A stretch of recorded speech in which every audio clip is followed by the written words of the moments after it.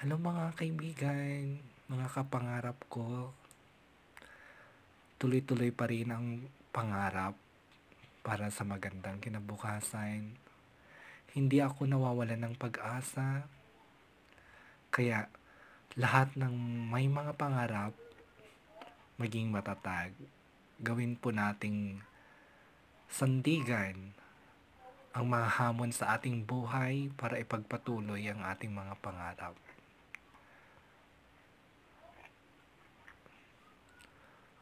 Ang kaligayahan at ang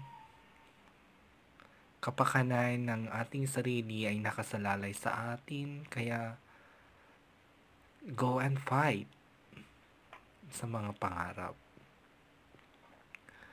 Pero lagi natin tandaan na mahalin natin ang ating sarili, laging magpasalamat sa Ama, sa lahat ng mga blessing na ating natatanggap sa buhay, para tuloy-tuloy lang ang pagpasok ng swerte sa ating buhay.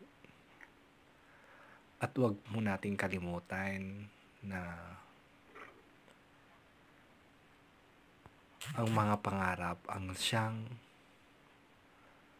nagpapatatag ng ating buhay at nagpapatuloy sa pag-ikot na lumaban